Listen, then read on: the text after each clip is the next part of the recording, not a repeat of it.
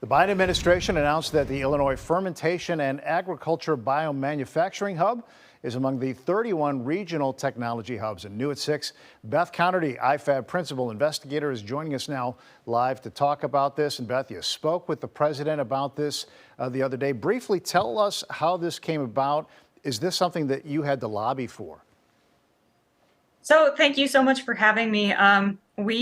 Lobbying is not exactly the correct term. There was actually an open call for this opportunity. The EDA, the Economic Development Administration, released this opportunity early in the summer. And we got our consortium together and we submitted an application to the federal government back in August for this opportunity. Well, so this is really positive news for the state's agriculture industry. I want to get into the how, but first tell us exactly what goes on there day in and day out. Yeah, so I help run the Integrated Bioprocessing Research Lab, the lead for this proposal at the University of Illinois. And we do a lot of projects converting raw materials, which is a lot of agricultural inputs, into high value end products, which can be food ingredients or chemicals or agricultural inputs. And we help companies scale up their technologies to prove it out before commercialization. You've been doing this for 5 years, billions of dollars in the industry here. When you think of fermentation, you kind of alluded to this. I think we think of food and beverage, but there is a whole wide range of chemical applications. Can you talk a little bit more about that? Sure, absolutely. So we call this precision fermentation.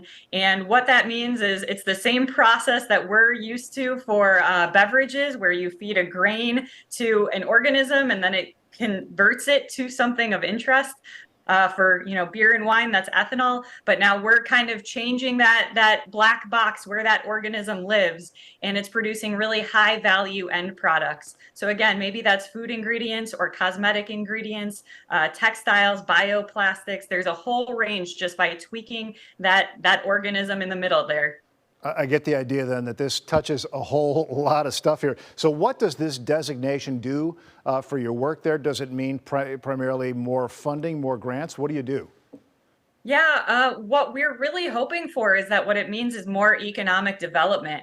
We're at the University of Illinois and we do research and development with companies, but then we want them to stay here in Illinois. And there's kind of a gap between us and then our partners in industry that are ADM and Primient in Decatur.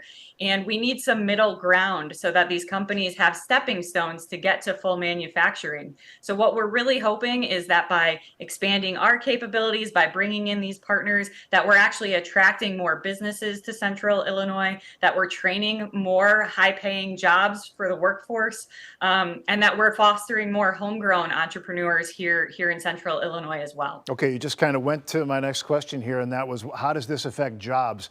I get the idea that it grows many more. It sounds like they're high-paying jobs, that they're focused on science. Talk to me a little bit more about what kinds of industries we're talking about. So that is absolutely the hope, that there will be a lot of job creation as part of this. I know that our incumbent industry partners have been ramping up their workforce and hiring quite a bit. And there have been a couple notable co-locations moving into Decatur in the last couple of years. And so we're hoping that if more companies come here, they're hiring local workforce. IBRL itself has grown to a staff of over 20, and we did have a company relocate with us earlier this year.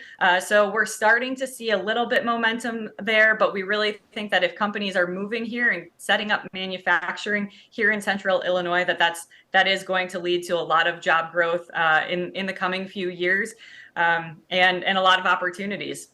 Beth Connerty, IFAB, thanks for breaking this down for us, and congratulations on this designation. Thank you so much for having me. All right, take care.